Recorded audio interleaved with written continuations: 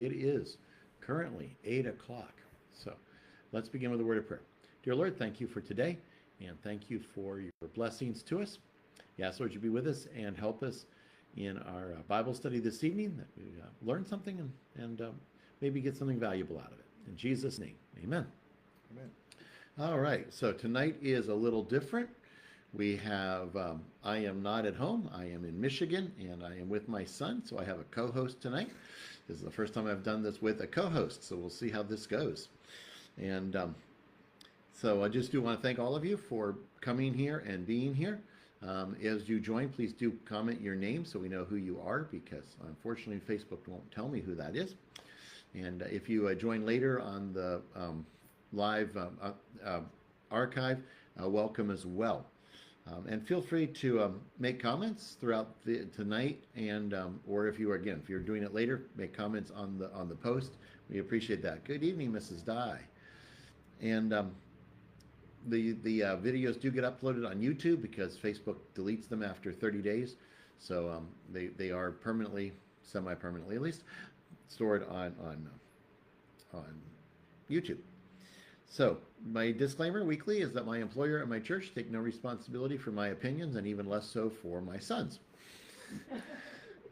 since he's not involved in either of those.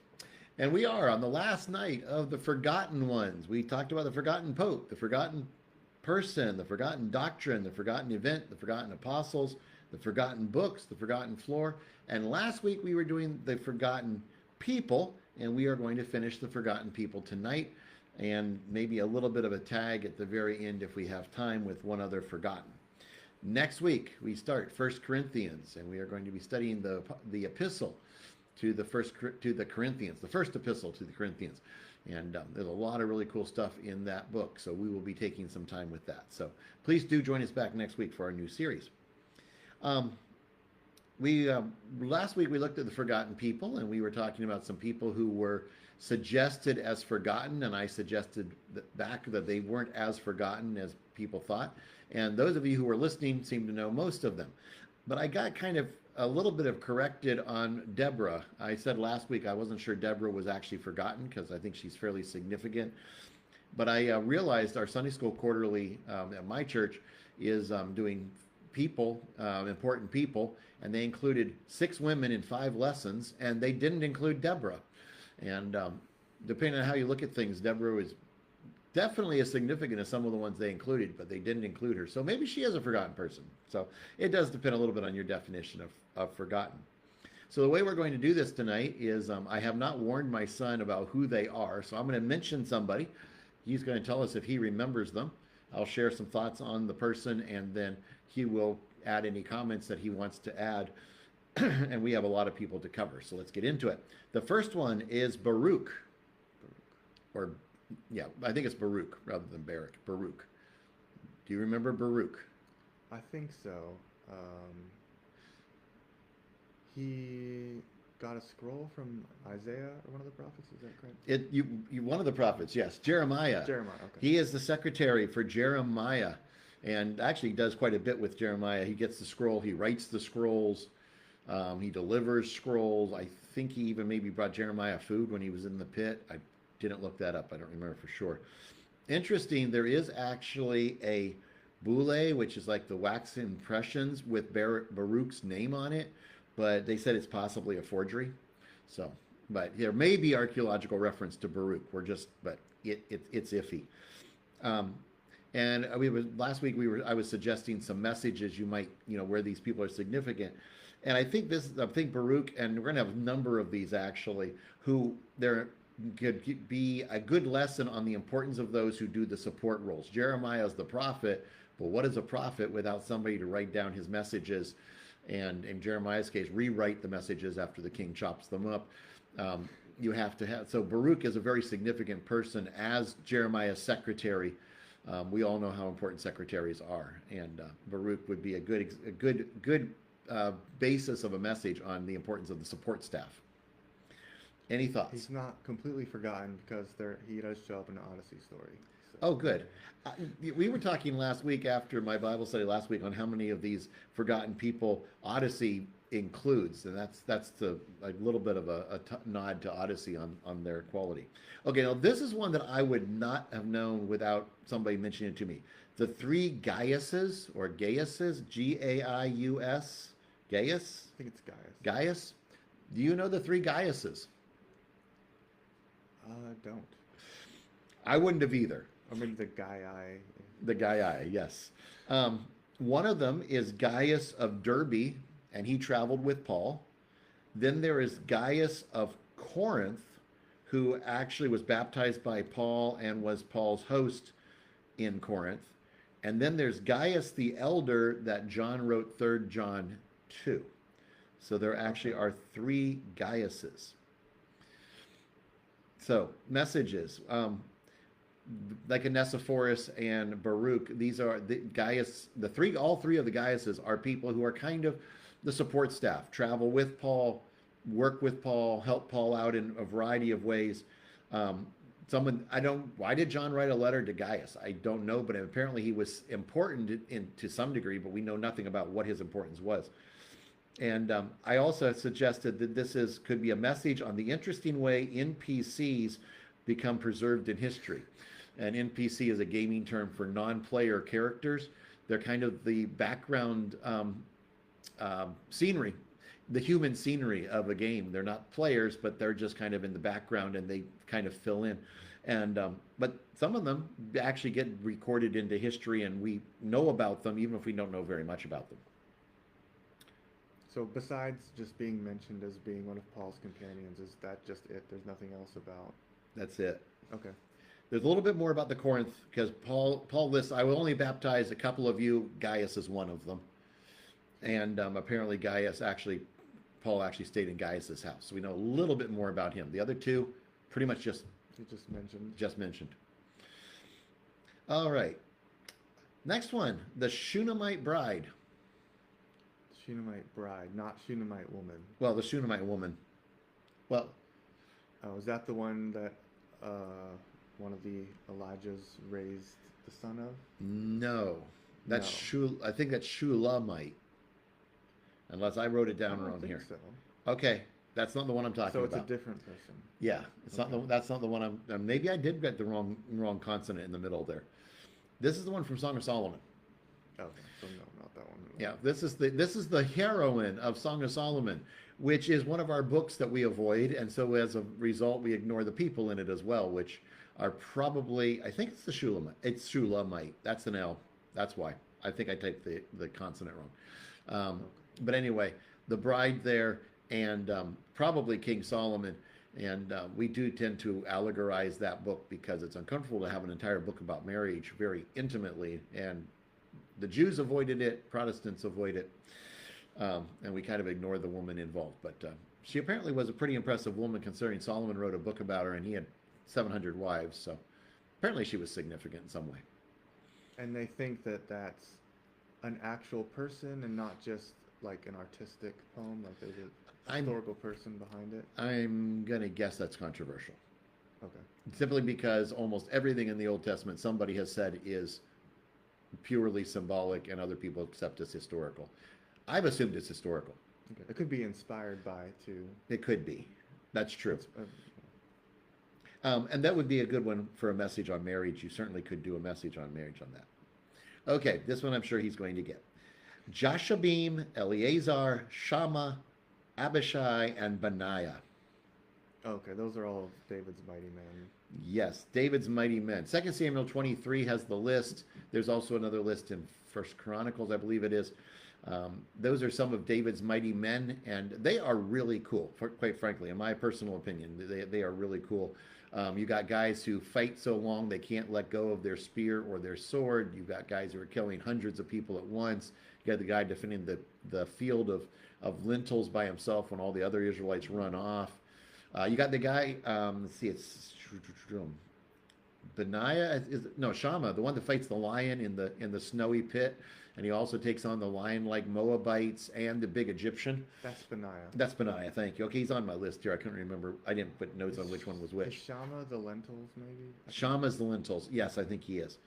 Abishai was Joab's brother, but he also is listed as one of the top top three, and he did one of. I think he was one that sword wouldn't let go of his hand, sword or spear.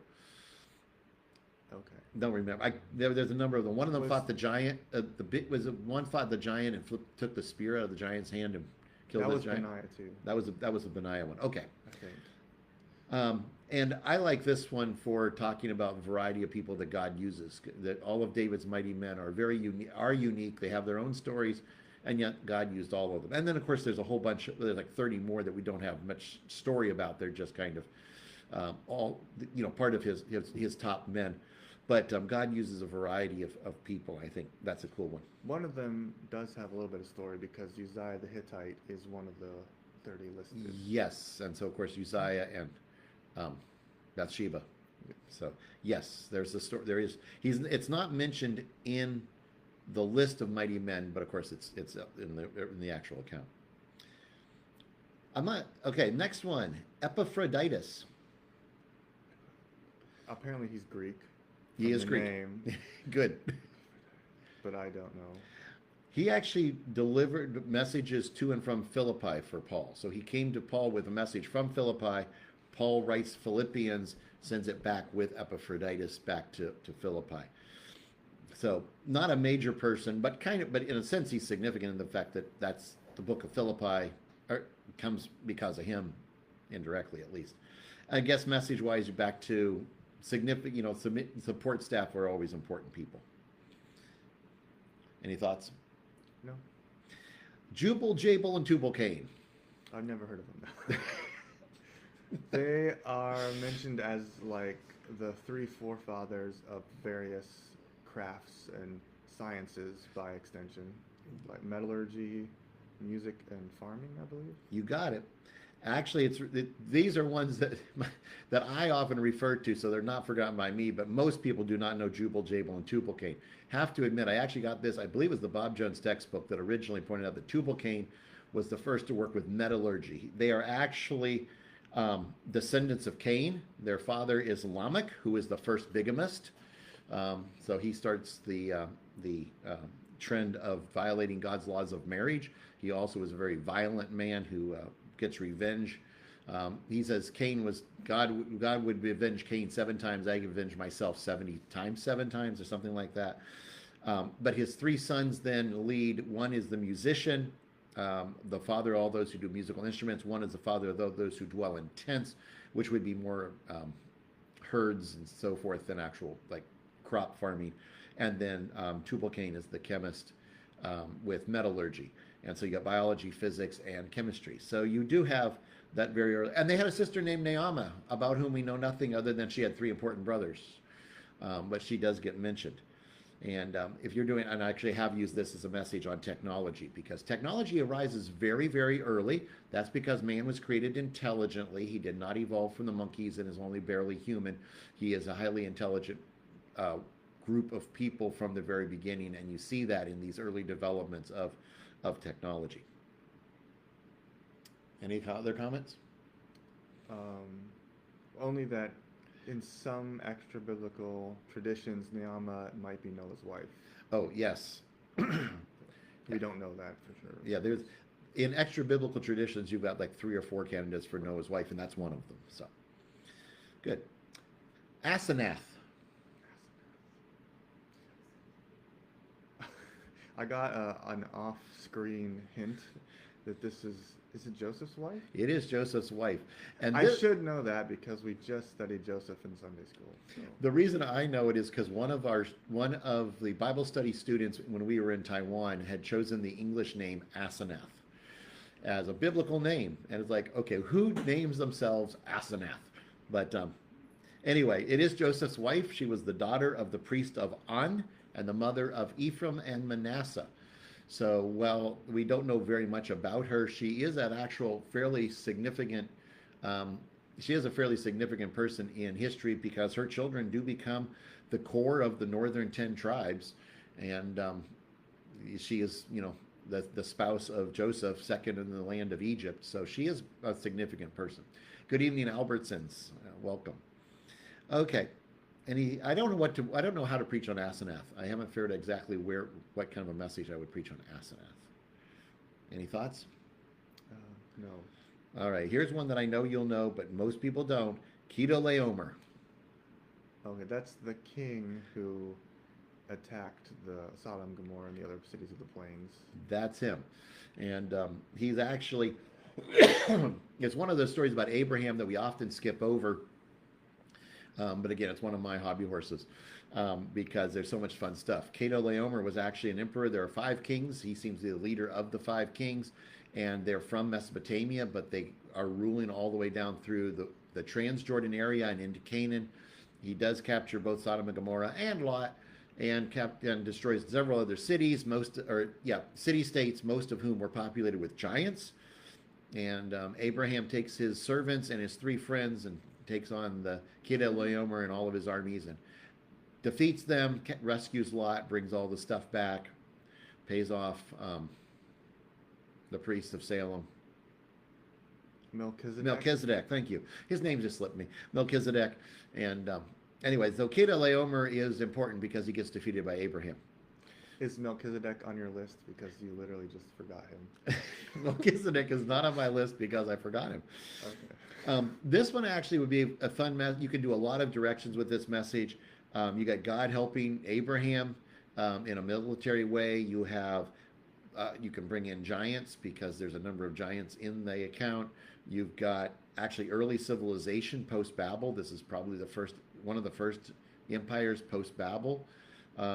Finding God's will, because Abraham finds God's will in that story very differently than he does in other situations. As a matter of fact, he just goes out and does what he knows is right without actually, at least as far as recorded, actually asking God. He just knows what's right to do and he does it. So there's a lot of stuff you could do with that.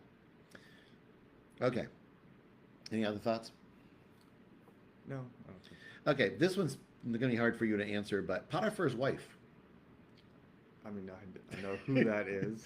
And I think Potiphar's wife is one that gets overlooked mostly because we just treat her as the villain of Joseph's account. And we just think of her as, the person who causes Joseph problems. But we did a message on purity and marriage at Salem, building around Potiphar's wife, because Joseph Potiphar's wife kind of illustrates the need for setting boundaries and having plans in place. Mike Pence was criticized for some of his standards that he had established in business to protect him, and people criticized him for that. But I think Potiphar's wife gives us a good example of why you have to have those boundaries and the dangers that can come if you're not careful about those boundaries. But I think you can. So Potiphar's wife's still a villain, no matter how you look at it. But she could get a little bit. She could be focused on a little bit more, I think, for an account. But we don't have a name for her. We don't have a name for her. Right. At least as far as I know. Okay, the next three are actually ones that were suggested by you all as being forgotten people. And the first one was Aquila and Priscilla. They were tent makers that worked with Paul. Right? Yes. They're mentioned 3 times in Acts 18, Romans 16, 1 Corinthians, 3 times in Acts 18, in Romans 16, 1 Corinthians 16, and 2 Timothy 4.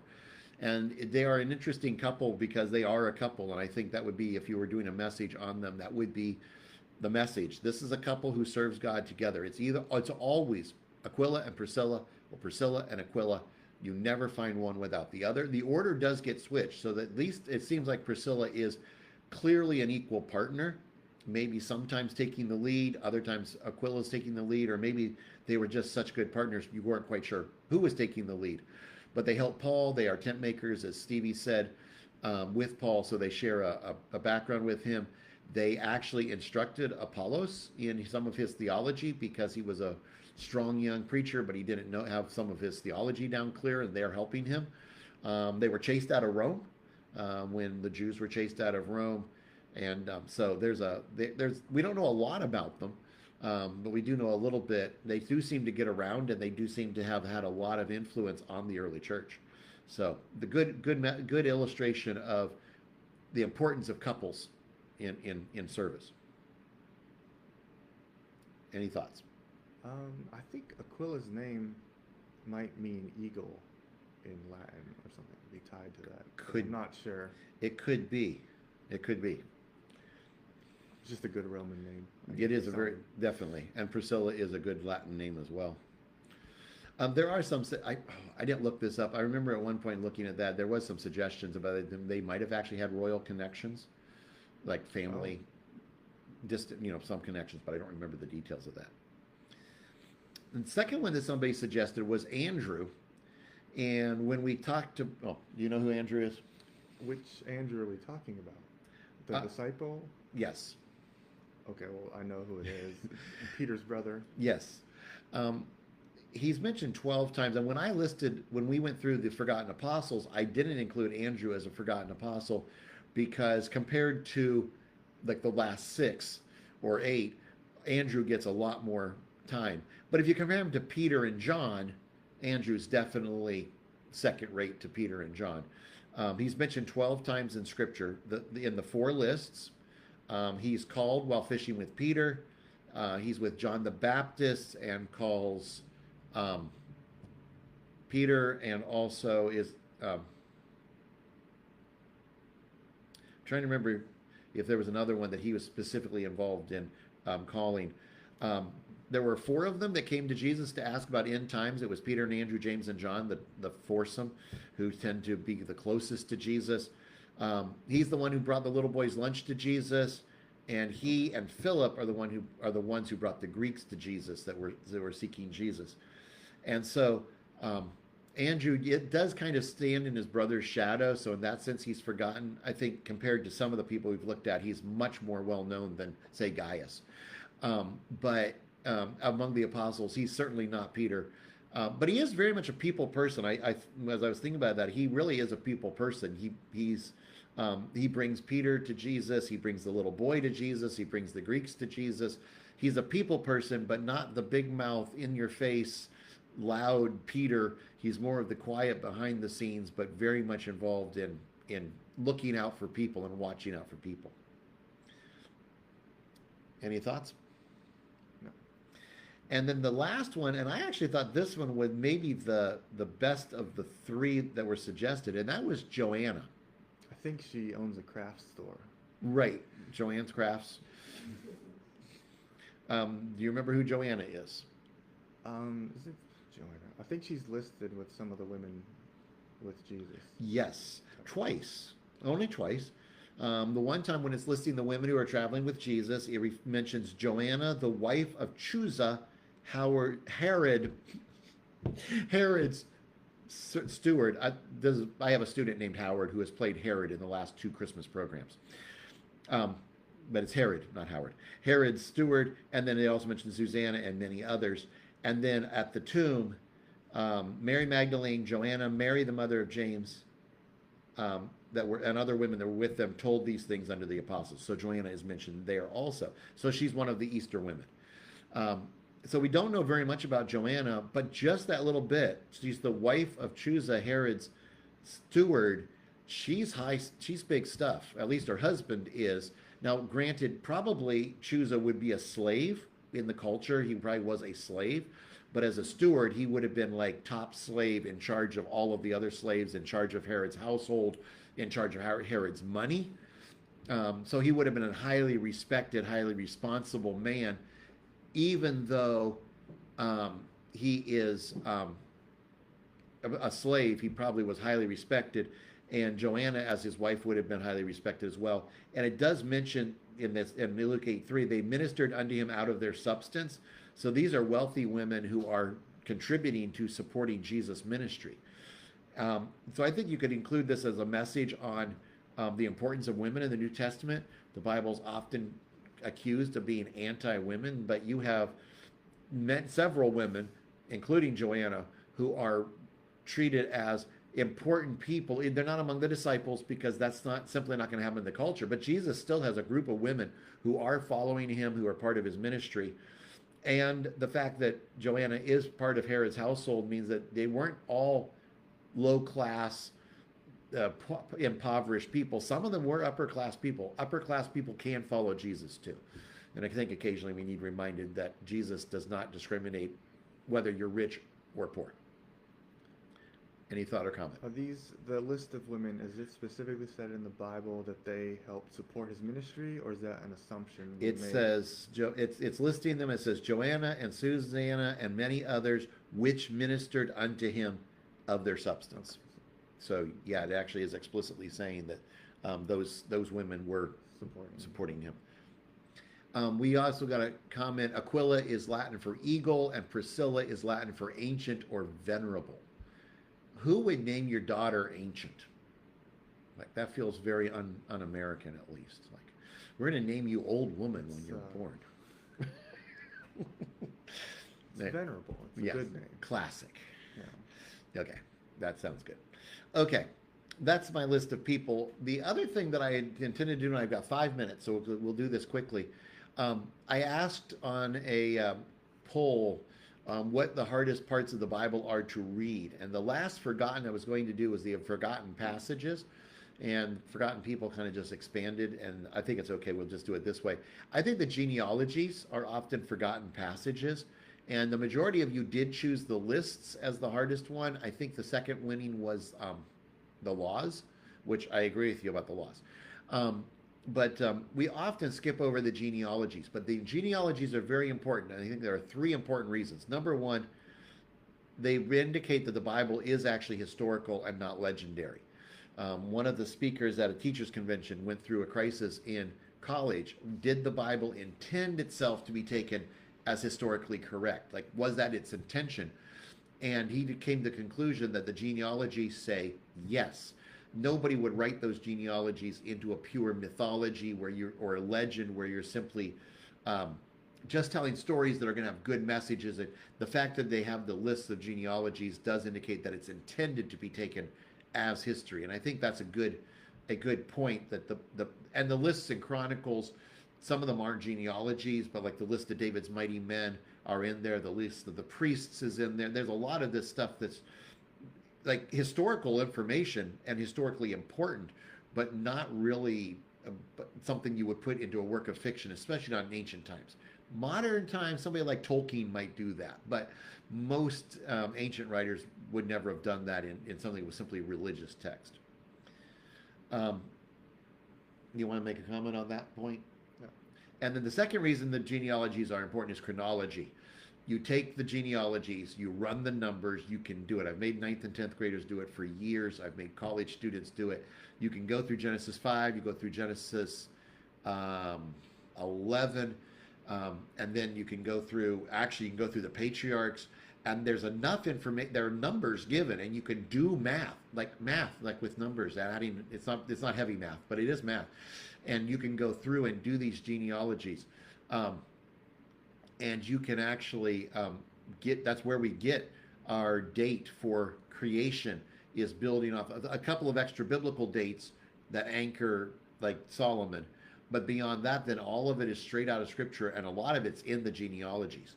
And so you can do a lot of chronology.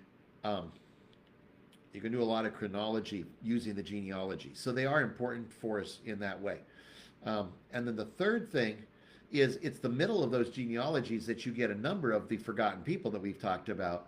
A number of forgotten people we know something about them. Jabez, for example, and the whole prayer of Jabez that's mentioned, that somebody wrote a best-selling book about, comes out of one or two verses out of a genealogy.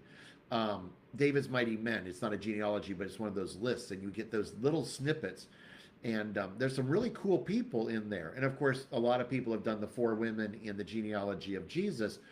But again, they are significant because they are given that position of respect. And you can learn a lot of lessons. And so when you read the genealogies, some of them are just plain boring. But some of them really can be pulled, you can pull a lot of historical information out of them. Solomon's daughters are mentioned in one of the lists of officials. Solomon has a bunch of officials, and in there it lists 2 or 3 daughters. So we know we're given a little insight into Solomon's descendants from that. Just these little bits and pieces. So the genealogies really are important, even though we often just kind of want to gloss over them. Any thoughts on genealogies? Okay. Well, thank you, Stevie, for co-hosting with me. Thank you all for being with us this evening. Come back next week. I will be back home in my familiar location, and we will start the book of First Corinthians next week. So have a good Sunday tomorrow, and get a good night's sleep.